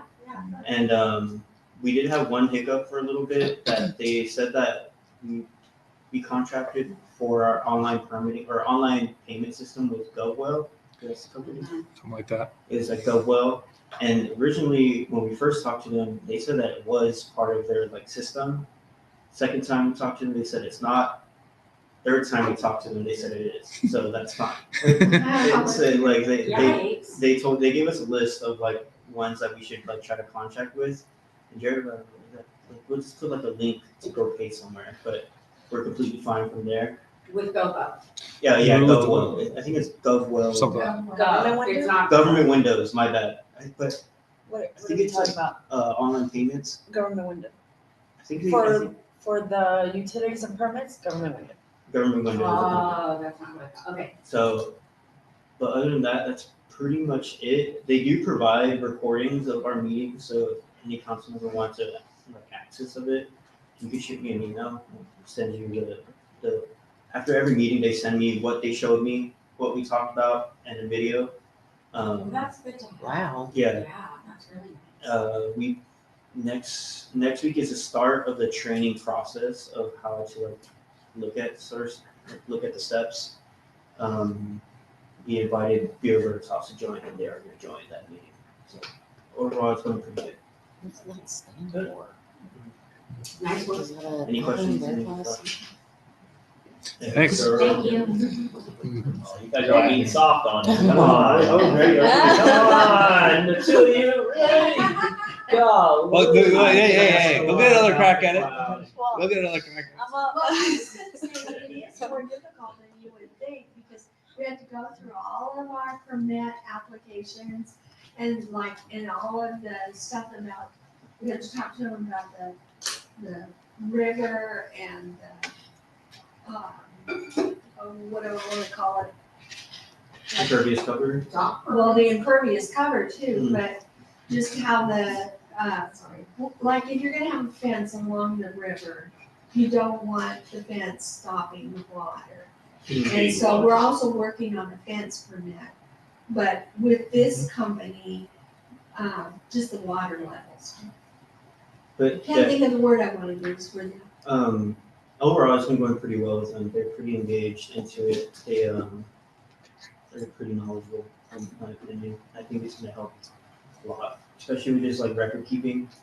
We haven't brought up the fact, when we first contracted them, we brought up how we have an Excel spreadsheet right now. And we're hoping that Excel spreadsheet could be implemented Oh, I remember you into, asking them that, like, yeah. into their Mhm. format, so that whoever signs up gets like their sort of things. But I think that's sort of like, that might be a back end situation where like once it's all set up and people start creating their accounts, we could look at the spreadsheet to see if they have a permit, just like slide it into their system, but we'll see what happens.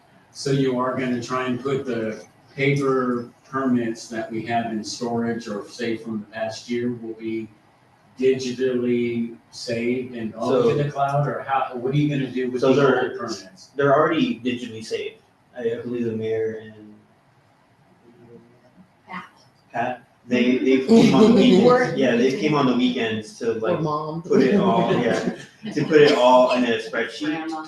And We Once still that got comes a around. lot to do. Oh, good. Okay. to make I a remember, master. Sam, I think you talked about how there might be some people that don't want to do the like online permitting stuff when we first talked about this. Hmm. I did bring that up to the cloud permit people, and I mentioned how a lot of our people are older or elderly individuals. Hmm. They said that they could create a more like,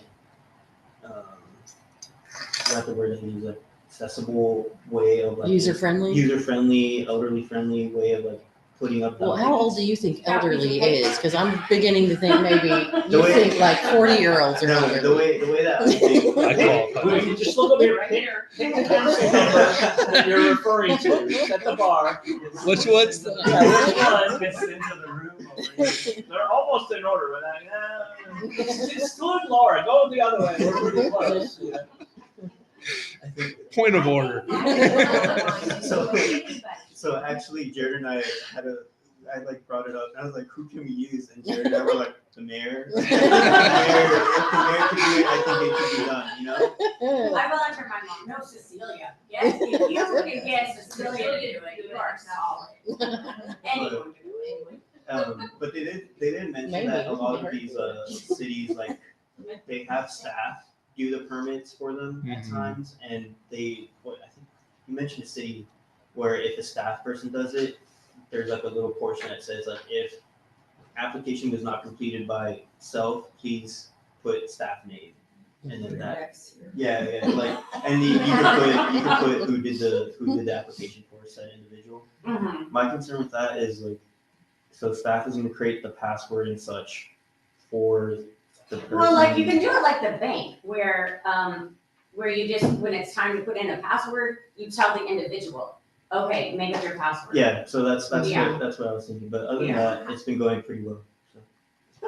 Yeah. Awesome, Mine thank is you. honey. What do you do about your? Thanks for having me. Okay, so now Deanna. Okay, so in my city clerk shenanigans that I have are record preservation, the online filing system we have going on, such as in our computers, we are able to pull up a file from any computer, not just this one, but Jared's, but everybody has access to essentially the filing system. They don't have to come to me and tell me, hey, have you seen this record laying around in one of the metal cabinets we have here that are poorly organized? Elections, public notices, the website, which if there's any discrepancy in the website, just feel free to come to me and I can verify it. A lot of people do come to me and I just fix it super quick. And so the codification, that's another project that I just recently picked up. Back in February, I reached out to American Legal Publishers. They're the ones that in our website, when we go to our website, right here, hover over the government window up here, and then on ordinances, codify city code of ordinances.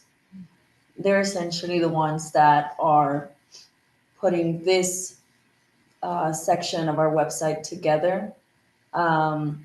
What they do is every year or every so often, every ordinance that gets approved in city council meetings, sign them off, make them official, and send it off to them.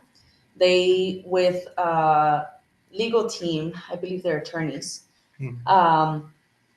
they go read our ordinance, and then it's all that fun stuff. Whereas, therefore this date, and if it's one word that is being amended in a current existing ordinance, they go in there and change it for it to essentially flow, go in rhythm with the previous ordinance that we either amended or it just got created.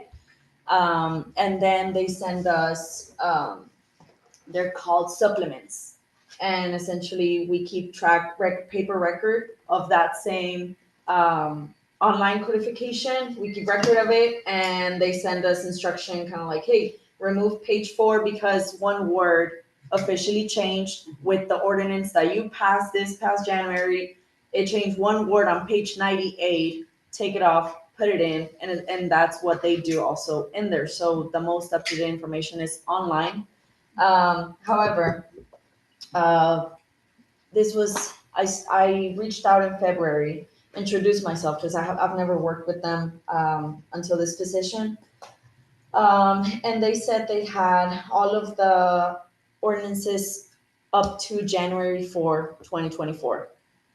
However, Councilmember McGovern, Councilmember Sam Houston Clinton, and Mayor Glaze have all three come up to me and told me, hey, there's a few ordinances that are before 2024, January, and they are not on our website and also not sure if they've been codified.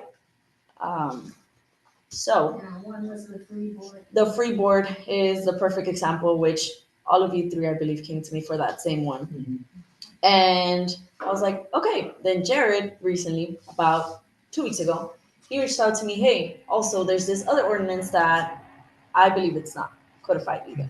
Can we look into, let's kickstart this project? Because I was taking it at a slower pace because of everything that's been thrown at me with elections and all that fun stuff. And so, yeah, I believe that we're going to take this following approach. Go from agendas, look at the business.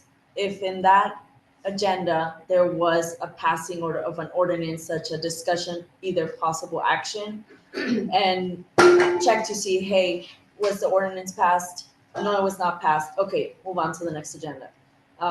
Okay, no business of any ordinance in this agenda. Move on to the next one. And so we're backtracking, starting this recent month, all the way till slow work. We're gonna slowly work towards verifying that really all of our ordinances are there. This is not there's no really a timeline on this project, but just verifying our most recent ordinances to our oldest ordinances. And if something needs reconsideration, reapproval, we're right on time to pick up on that. But yeah, that's essentially. And then the other part is if you go back to the city website, Uh-huh. There's 2 links on here. You can also view ordinances by and proclamations by year. This website is also out of date, and so we're making sure that we get this up to date. I know. Yeah. I talked to, there was a gap there where they just skipped a couple. And yeah. So this is gonna be fun work, is what basically what you're saying. Yeah, I did put the free board ordinance there. Like I said, if you come to me and there's an issue, we can sit down or just give me a little post-it and I will get to it like I did with the free board ordinance. But this is kind of like our little wake-up call that this needs redefinement. It needs some love. Yeah. So, yeah, that's the essentially. Have fun, sorry. Ordinance codification project. Yeah, thank you. Thanks. You might want to just be keeping, a sort of a log of what your process is as you make one up. As you get one going. And then, like where you are in the process, like how far you've gotten, or which ones have been accounted for. Right, like y'all want like some sort of reports eventually? One day, yeah, and it's just good to know, because Right. what if, for example, Cecilia and my mom eventually finish all the permits, and then they go, oh, Mayor, what can we do now? And then the mayor can say, well, guess what? You could start looking through all of the agendas for missing ordinances. Here's exactly how she's been doing it. I'm not saying, but I'm just saying. Not my There process. may be other, yeah. So it'd be good to know where you are and how you're doing it. Yes, on the sign ordinance Give us an example. for example, it describes certain city officials with managerial names that we don't even exist. And so that puts more emphasis on your hat and what you need to do. So eventually we do have to go through these ordinances and say, how do you define a building official or a building administrator or a zoning administrator or a floodplain administrator? I mean, we pulled these ordinances that were probably written from other towns that describe managerial positions that we have that don't exist. And so we need to eventually start to update these ordinances to reflect either what our current managerial situation is or what we potentially see may exist in the future. So, I mean, of course, we don't know, but. Well, I think Deanna has a process she's starting from like today and then going backwards to, She could do it. Well, I'm mostly referring to though, even ordinances that we have in place before January of 2024, that the wording as such, based on managerial titles that don't exist, could end up being problematic. That's Yeah. all. And I mean, I guess what I'm doing is sorting the ordinances out themselves. Ratification and amending of an ordinance, that could be a possible submission of an agenda item that you can kind of bring up to council, as in yourself, and work from there with us. Because, I'm one person starting in 2025, going back on the timeline 2024, 2023, 2022, and I might miss something. So any sort of help on your end and any council member is appreciated. Okay. okay, let's move on to new business, 3.1. If you click the done button on your iPad, you can see the application from Jennifer Kraft for the Parks Department. She's been in the city for 9 years, and she would just like to get involved. We have a vacancy, correct? Yes, we do. Yeah. And let me mention too, one of the things that Deanna is working on this week is, so in May, after the new council comes into session, the council will vote on either reinstating a member of each board and commission or finding a new person. It kind of gives those people that are on there the chance to get off if they're ready to get off. So on the odd years, according to the ordinance, so place 1, 3, and 5, on the odd year, this is 2025, those would be the positions that are up for reappointment or appointment. So they're And then vacant. on the even years, like last year, it was 2 and 4.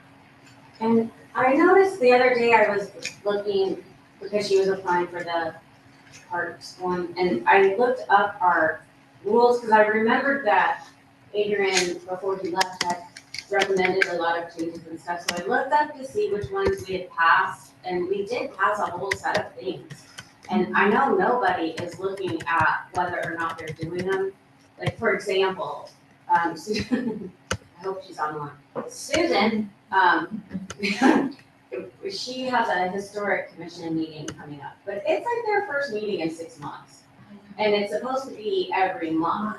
So maybe we need to examine that whenever we revote and just kind of decide, like, is that important to us? If it is, we need to do something, remind them, or I don't know, whatever we want to do, we can discuss it later. But if it's not important, maybe take it out of the ordinance, because there's no reason to have extra. Well, rules and that are not Deanna done. pulled up the presentation that Adrian had done last year, so that can be ready to go if that's what council wants. Yeah. So it goes over all of the rules and everything and how they're supposed to meet every month. Because actually, the historic commission does have stuff to meet about. We got to make up their agenda for next Wednesday, and so we put a couple things on there, like talk about the dam. Thank you for putting that on there. Yes, so it wasn't just the certificate of appropriateness, we went ahead and put that on there, so we could bring it back to their forethought. Yeah, yeah. So Jennifer has applied for the board of Martindale Water Supply. Their election will be April 10th.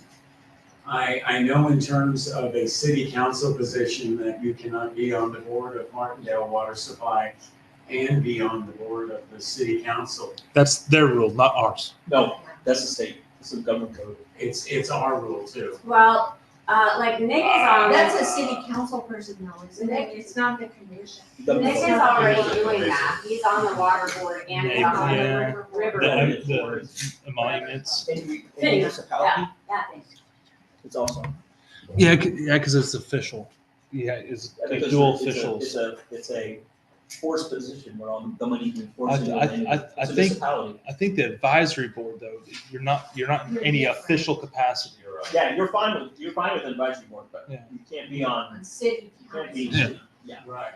but her being on the water board is, I mean, Nick is on the water board Board and he's on the river. advisory. Right, okay, good. So, I mean, as long as there's not a conflict, No. if she gets elected to the board of Martindale Water Supply, as long as we don't have a conflict between the days in which the, this committee meets, Park Advisory Board, when the Martindale Water Supply has their meeting. So, So what we need to do is we need to have a motion and a I'll make a second, motion. and then we can I'll have make, discussion. yes, I'll make a motion to appoint Jennifer Kraft to the Park Advisory Board. I'll second that. Okay, so we have a motion and a second. Now we can discuss. We can have our attorney look into the, I think it's the emoluments issue about having two official roles and advise on the advisory board, but it's my understanding from where I sit that there's no conflict. yeah, no, I don't think there is. The government code does not, as long as you're not voting on. That's good, pretty much the bar, is money, Is money. is money. So you start voting on public funds or money that is collected from a municipality, you cannot have conflict, you can't have up and down one and side to side one in your family. So, Well, just make sure all of us that have a ballot for Martindale Water Supply in the city limits, please vote on those ballots so they can get their board done as well, please.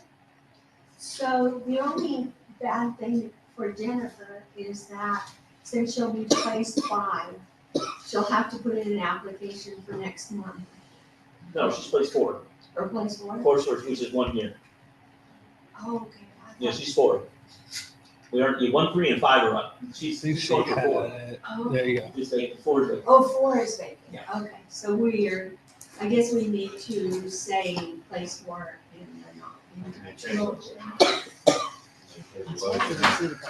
Can we spell? Change the motion. She had it on her application. As place 4. Place 4. Yeah, Okay, I'll make, Okay, I'm the only one who's confused. yeah, make another motion. that's not really true. Well, I guess as long as we understand it's place 4. Okay, is there any more discussion? Okay, hearing none, all in favor, please say aye. Aye. Any opposed? Okay, the motion carries. And let's motion to modify the regular city council meeting for the month of May because of the election. We ran into this last year. We have to canvass the city council has to canvass the election before the 14th, I think it is. I'll make a motion. oh. I'm sorry, I'll let you finish. Yeah, go on. Why, how did you pick these dates, Sharon? Okay, so the regular meetings will be May 1st and May 15th. And since it has to be canvassed before the 14th, and the first is very close to the election, we just sat here and discussed about what would be good for the meetings. So we thought that it would be good for May 13th and the 22nd. So the 13th is on a Tuesday. Yeah, Why would you do the 8th? why would we not do the 8th? We could, you can, I won't be. So in case we have to do a swearing in, 13th it is. you can, I wanted to clarify the dates. Why. you can do a canvas and not the swearing in at the same The time, 13th but is fine. I knew it was writing something. Yeah, we tend to do the canvassing and the swearing in at the Yeah. same time. I make a motion to modify the regular city council meeting I said you. for the month of May twenty Cough drops, twenty-five, apparently don't May 13th and May 22nd. I'll second that. Okay, so we have a motion. and a Impressive. second. Do we have any more discussion about this? Okay, hearing none, all in favor, please say aye. Say Aye. Any opposed? Okay, the motion carries. And we will, our attorney is not here, and I think we already answered the questions. We put it on the agenda in case we did need to discuss anything with him, and I don't think that we do, so could I have a motion to adjourn? I'll make a motion to adjourn. Oh, Well, wait, sorry. I have a question about number 5, future agenda items. Have we fully accepted the page about filling out for that agenda item prerequisite?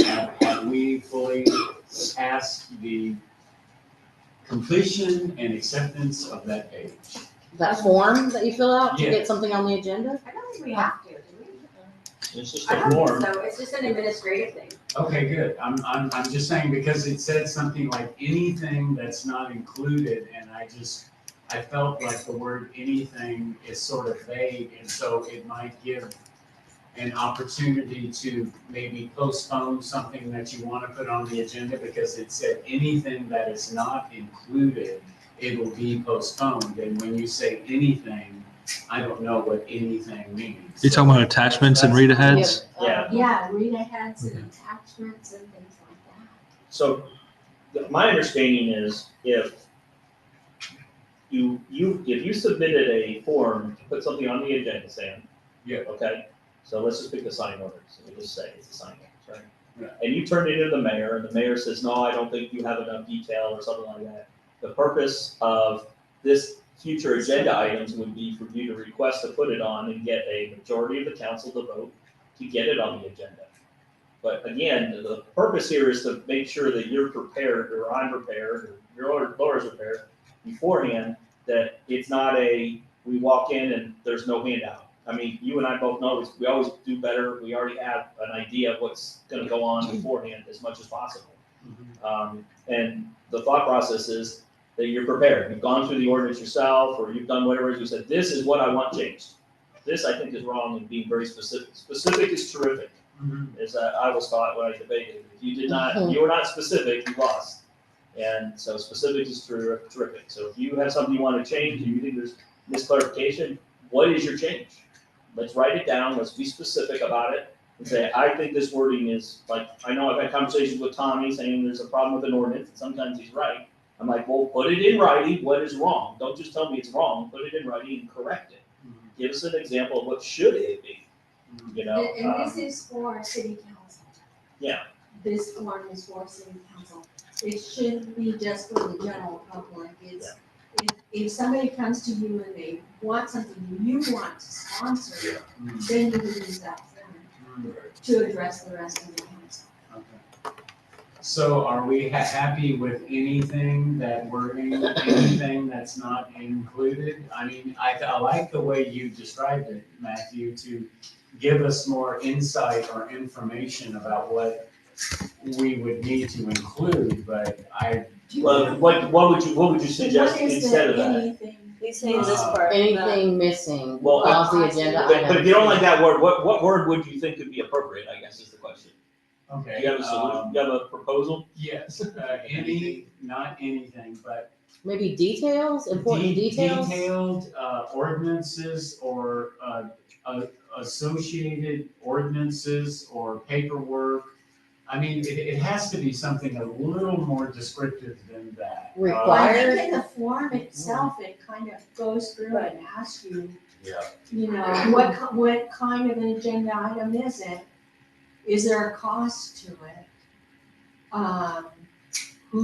So like, would you want then, like if it says, is there a cost, would you want, that, is anything the cost, like something that justifies the cost? Like, do you need an actual estimate budget or what? Okay, here, I'll give you an example. Sam wants the city to spend money on mulch.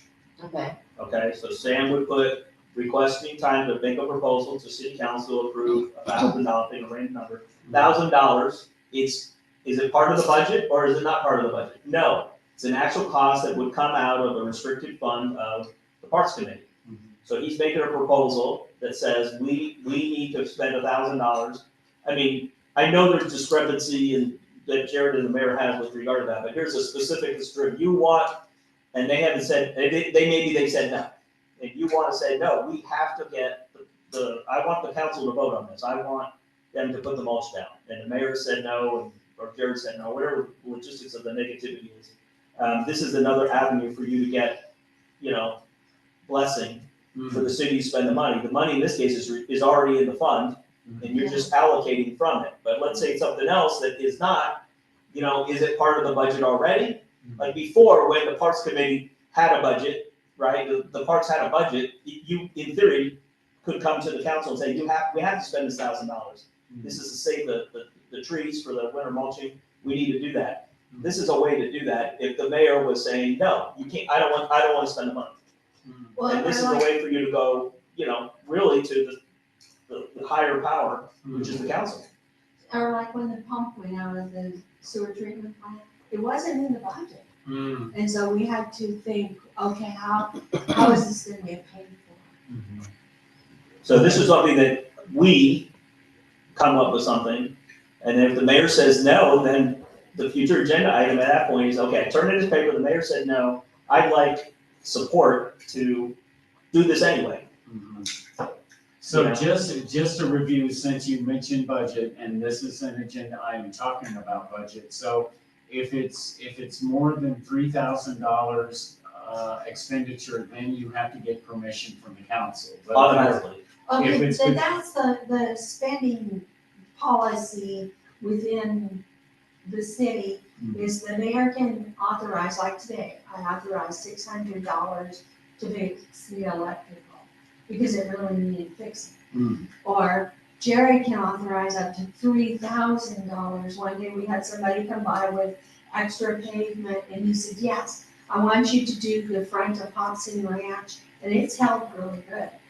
And it was right at $3,000, so he said, go ahead and do that. But that's an internal kind of, It's a financial management policy. Yeah, it's a maintenance issue, or, yeah, exactly. or It's already, something like that. it's within the budget confines. This is something that's, unique or, But if it's something different, I mean, the council needs to know about, we have to bring it to the council, we can't just spend money just because we want to. Up to 3,000. Yeah, I almost thought it was $3,000 or more that the city council had to approve, yeah. Okay. unless it's a budget, it's already been approved for the budget, I mean, that's just, but yeah, I mean. But does that answer the question about anything missing and what we want it to be? No. So if you can come up with a different verbiage, I mean, I don't know if that was copied and pasted from the commissioners, or it was modified or added, I don't. Well, really you remember. could say, try to include as much sufficient information necessary to complete the project or to reach a conclusion, because, I mean, I don't know that if I present something that is everything included, so. It seems like it would be Go to easy Barbara. enough for some stuff that you could just call or email the person and say, hey, we're looking for this. If you have it on hand, great. If you don't have it available, we'll put it off till next week. When do you think you can get it to us? Yeah, the backup materials is the critical thing, so again, example, if you're gonna modify a ordinance, you should have the current ordinance and have the recommended changes you're gonna make, and present that when you drop this off, so that way it's ready in advance to do the packet. But I can see cases, because it is very open, and because we've been sitting here talking about all these different, very different examples and what anything could be. I just think it's probably easier just to touch base, rather than say anything missing will cause it to be kicked out. Maybe you would say it may cause it to be, so you have time to contact them and say, because maybe Yeah, do something you have that a I copy never of- even knew needed to be. Yeah, do you have a copy of this? Make sure Yeah, you if you have provide it, it. great. If you don't, then can you get it to me like now? Is it something you can just like go get off your computer? Or do Well, you not have that's, it? that's your normal politeness, I call it, being nice to the person, submitting your paperwork as well. I mean, that's So- common courtesy stuff, but Well, I so know maybe that- instead that- of will, that- how about if we did may? Yeah. maybe we can do Also, everybody. I think also to say the deadline is Friday PM, and we aren't open on Friday, so how could I submit any of this stuff by Friday? I think it should be moved to, Open parentheses without close parentheses, by anything. I think it needs to be Thursday at 5 PM, because even Thursday at 5 PM isn't even really enough for the staff, because they can't look at it on Friday, and you're so busy on Monday preparing the agenda for the future city council meeting. I mean, Friday definitely wouldn't work, and I don't even know if Thursday would. I know we've worked on some rule of order type things that this was envisioned to be part of. And that exact issue is something that we're looking at, requiring it to be due on like a Wednesday. Yeah, But I for, think Wednesday would be much better. I mean, for the city administration, we don't have people that are here like all day, every day.